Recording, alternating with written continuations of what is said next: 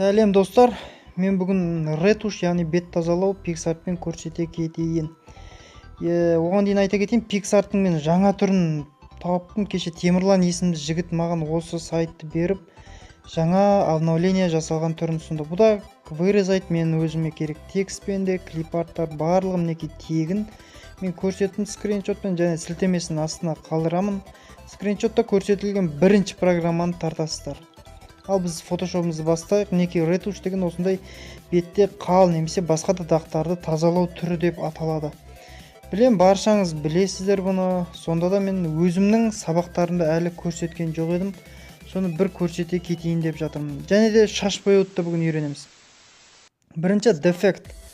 Дефектке кіреміз. Размер, сумма барлығын үлкейтіп алғандарыңыз өздеріңізге удобно. Себебі бұмен тез кетеді. Мінекей.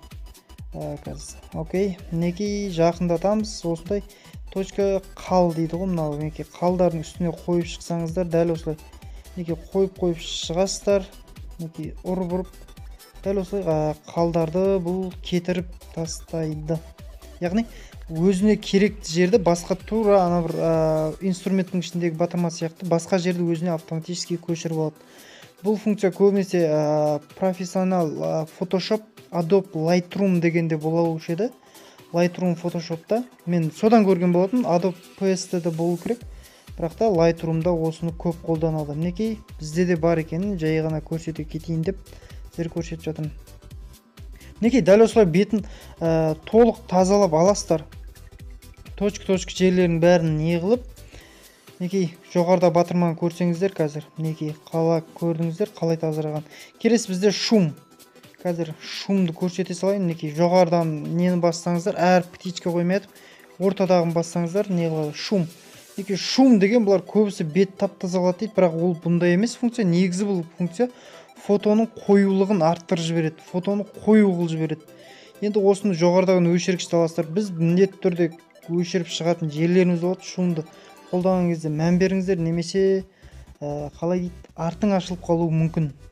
Мінекей мен қазір функцияларын көрсетіп жатырмын. Дәл осылай турлап аласыздар. Егер сіздің бетіңіз таза болса, барынша азайтып қолдана беріңіздер. Мінекей өшіргішті алып, көздің үстін, қастың үстін міндетті түрде өшіріп шығасыздар. Себебі оларға да әсер етіп кетеді фотоның қоюлығы. Блур болып, қас не көрінбей кетеді. Мінекей екі көздің үстінде тура осылай өшіріп тастайсыздар міндетті түрде. Әйтпесе бізге дұрыс емес эффект. Ерінді де міндетті түрде. Жалпы тек қана шум бетте қалған дұрыс. Бетте қалып қалған мұрынның іштерін, ұштарын жағына жоқ, үст керек емес еді негізі, үстін қайтара салайық.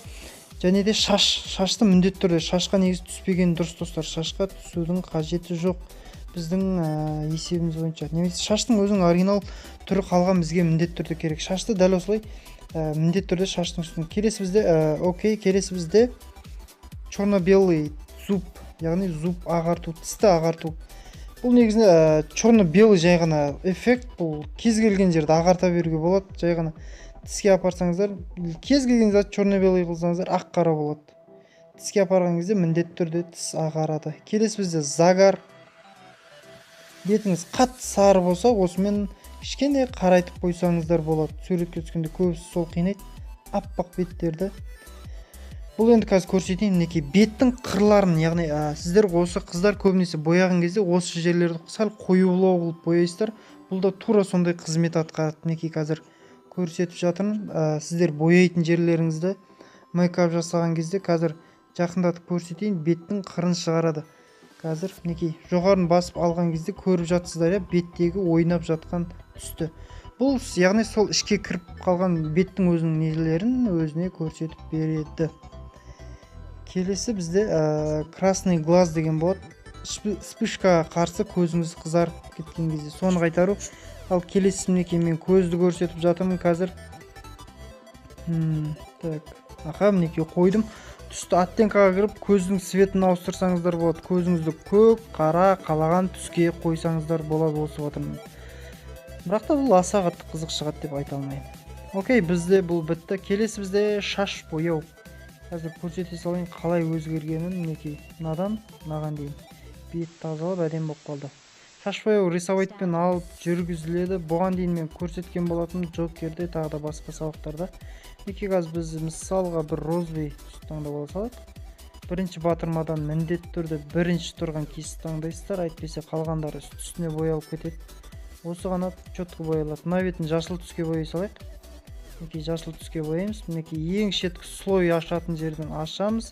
Обычный емес слой. Окей, слойды таңдайсыздар. Кішкене азайтып қоямыз. Мінекей қорықпаңыздар, мол қылып бояй беріңіздер. Кейін өшіргішті алып, мінекей мына өшіргішті алып барынша үлкейтіп, астындағы несін азайтып, ұстанайт қылып, шет-шетін өшіріп тастай саласыздар. Ол ешқандай да қорқынышты ештеңесі жоқ. Окей, біздің шаш бояуымыз дайын болған сияқты. Енді FX-ке кіріп, өзіңізге ұнаған FX таңдаңыздар. Егер шаштарыңыз дұрыс шықпай қалса, четкісқа кіріп, тек қана четкісті алып, бетті өшіріп, шашты не алсаңыздар болады. Бірақ та бұл жерде мен жақсы көретін не Джокер. Шамалы не қылайық. Окей. Енді байқасаңыздар, шашпен не бәрібір басқаша болып тұр. Оны ориентировка, инструмент ориентировкаларды насыщаемості көтересіздер, және де бетті өшіресіздер. Ерін қала берсін. Енді жігіттер бұны пайдаланады деп айта алмаймын, бірақ та бетті тазалауды жігіттерге де не қылу керек, пайдаланса керек біреулер. Мінекей, окей. Жеке өзім құдайға шүкір бетім не болғасын, бұны пайдаланбаймын. Дәл осылай істелінеді, сіздерге ұнады деген ойдамын. Сау болыңыздар.